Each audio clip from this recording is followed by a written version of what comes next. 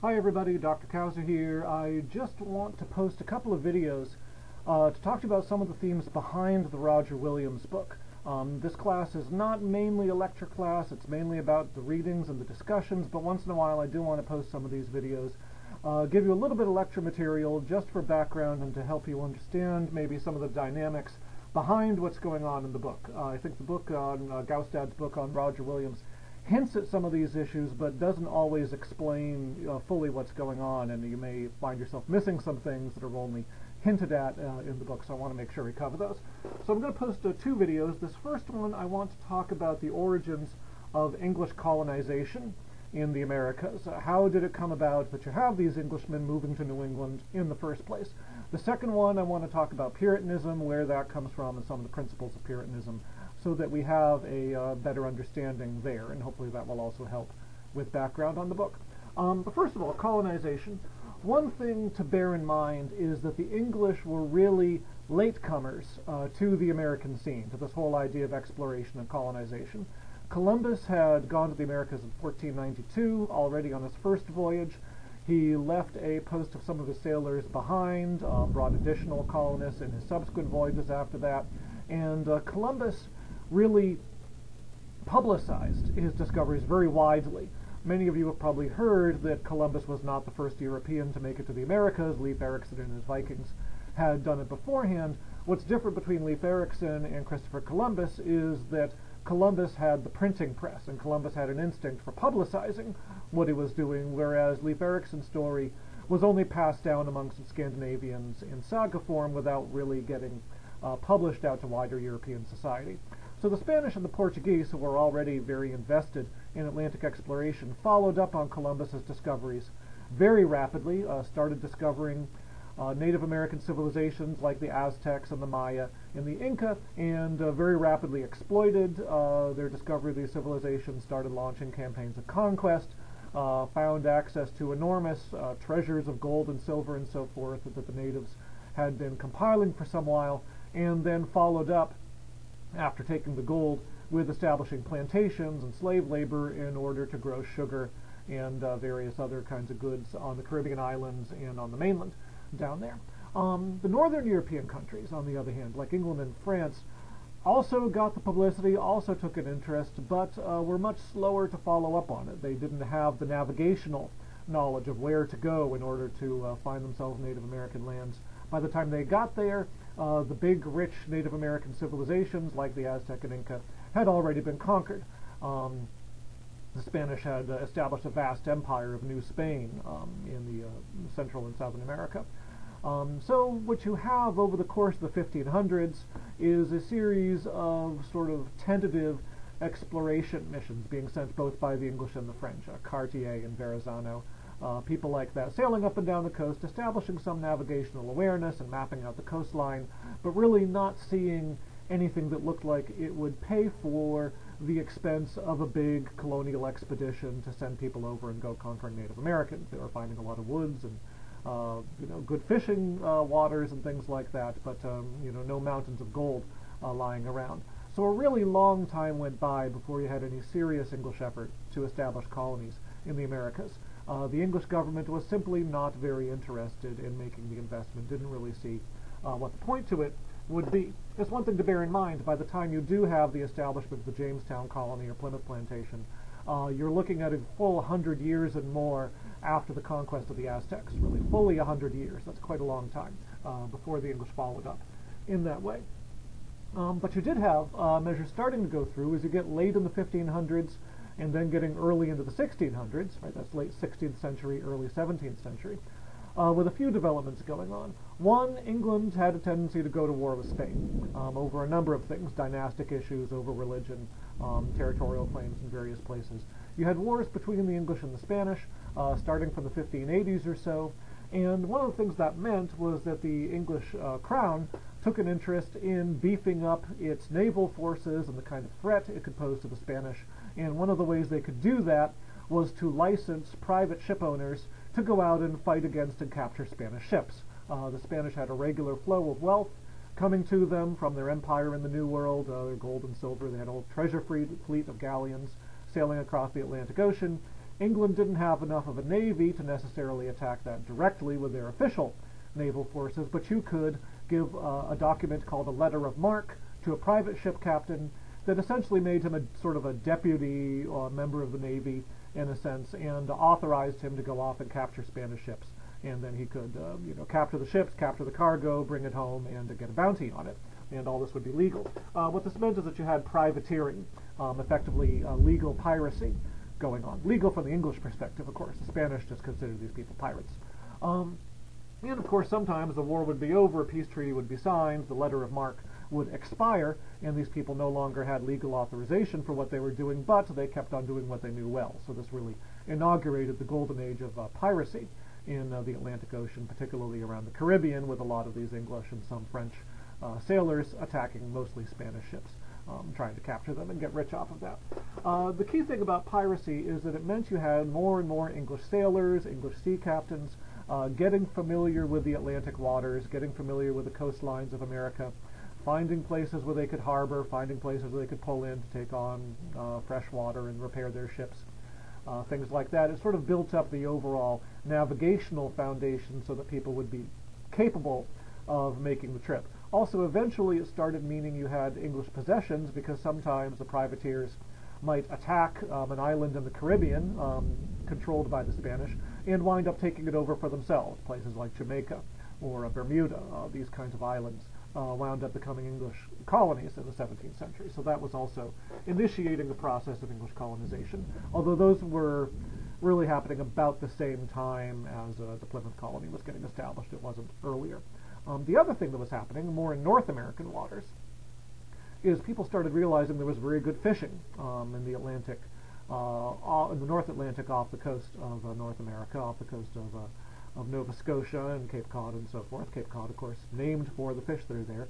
And so you started having English fishermen, fishing fleets that would sail across the Atlantic, fish in North Atlantic waters off the coast of North America, and then sail home.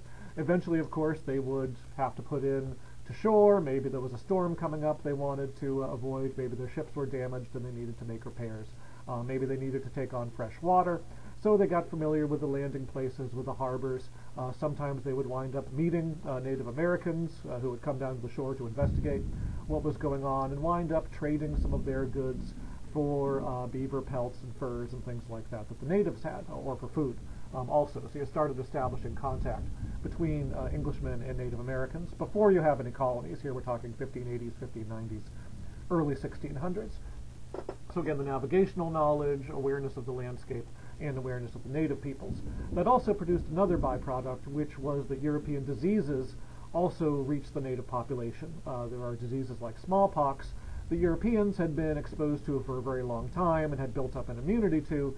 Natives had not been exposed to them and therefore were very vulnerable to it. And so without the English realizing what was going on, you could wind up with devastating diseases tearing through the native population, killing off 50, 60, 70, sometimes 90% of the native population in North America. Almost a Holocaust, completely accidental, sort of not at all a deliberate effort to eliminate the Native Americans. But by the time permanent European settlers started showing up in North America, the native population was very much reduced from what it had been, and you had a lot of what certainly looked like empty land, a lot of abandoned native villages and things like that, where the population had just been devastated as a result of these contacts.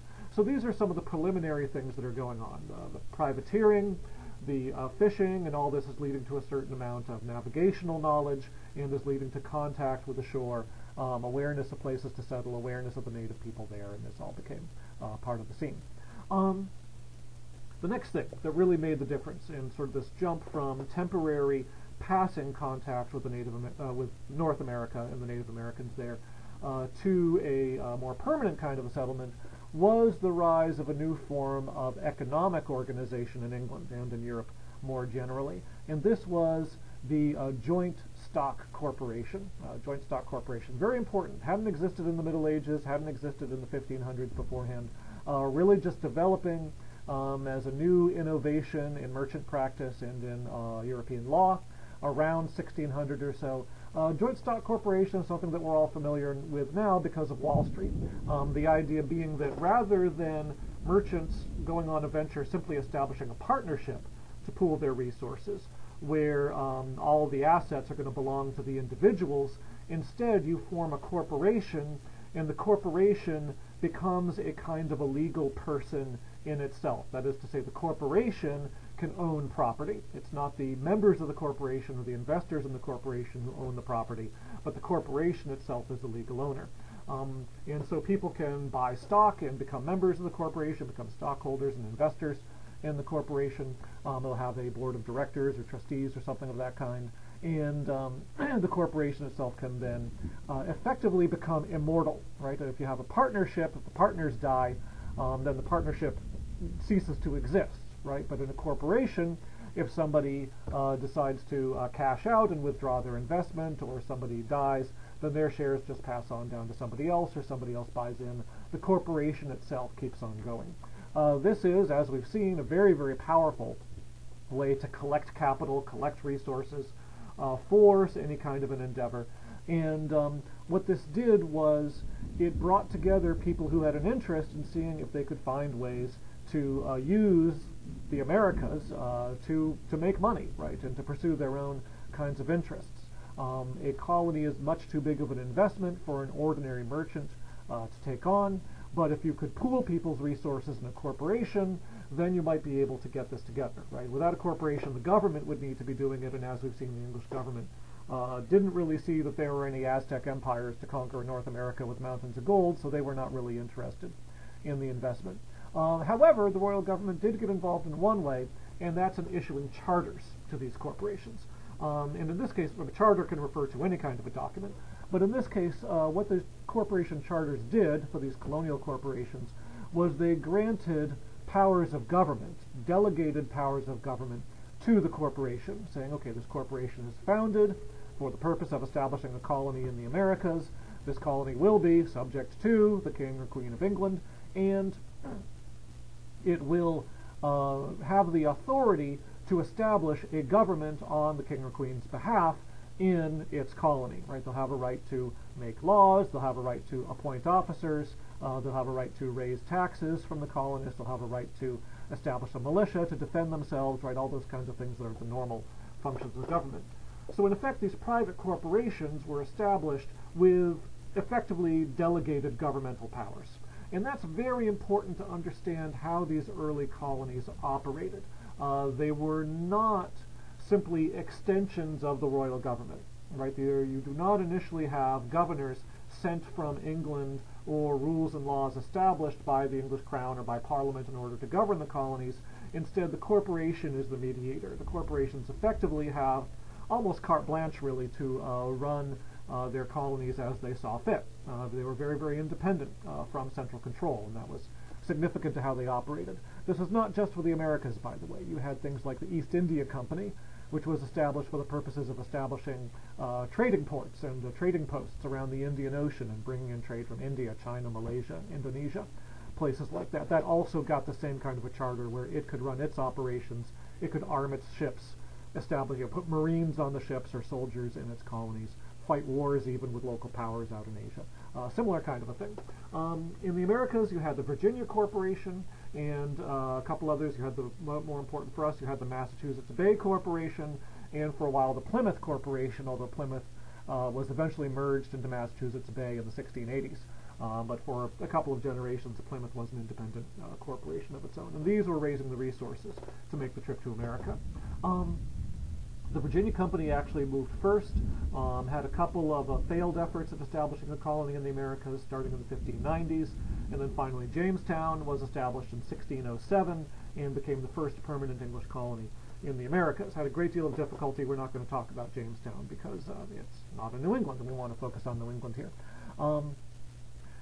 The other companies, however, moved not long thereafter. Plymouth was established in 1620, and the Massachusetts Bay Company followed up pretty soon after that in the early 1620s. I think their first colonies were getting established in 1622, 23, somewhere around there. By the 1630s, as you're starting to have conflict between the king and parliament leading up to a civil war in England, you have dozens of new settlements being established very, very rapidly around New England, mostly by the Massachusetts Bay Corporation, establishing just village after village after village, all these little colonial towns along the coastline around Massachusetts, up the coastline of New Hampshire, and into Maine. So very, very rapid process of these colonies coming in. Okay, so that's sort of laying the groundwork in the background for how is it coming about that you're getting English people living in New England in the first place and living in the Americas more broadly. They're coming in late. There's groundwork being laid by privateering and by fishing, and then the Joint Stock Corporation, with its charters that grant it fairly independent governing powers, are absolutely essential to actually getting the ball rolling and getting English colonists in there. One thing I want to leave as a parting shot, and then I have one other comment to make after this, actually. Several of you mentioned, talking about New England and interest in New England history, that's the oldest part of the country, oldest part of the United States. Actually, Jamestown was established first by a solid 13 years before the establishment of Plymouth. Yet, people very often do have this perception that it all starts at Plymouth, that it all starts in New England. I want to ask you to maybe, as we're going through this course, reflect on why we have that perception. Why do we so often talk about Plymouth as the beginning of our country rather than Jamestown? Sort of an interesting thing to think about in American history. Finally, just by way of a segue into the second video lecture that I'll be posting next, it so happened that these corporations, being corporations coming out of the merchant world, were mostly invested in by middle-class English merchants, and therefore tended to reflect the views and interests of the English middle class, which at the time, in the 1620s and 30s, tended to favor Puritanism. There wasn't a deliberate plan when the royal government was granting charters to these corporations that it would be establishing Puritan colonies in New England. That was a sort of accidental byproduct by the fact that most of the merchant class happened to be Puritans. People established in the company were naturally inviting their friends to invest in the company and join in its ventures. And so you wound up with New England becoming a major Puritan venture. So that raises the question, who are these Puritans? How did they think? What were their ideas about how to organize a colony or organize a society? And that's the issue that we're going to take a look at in the next video. Thank you.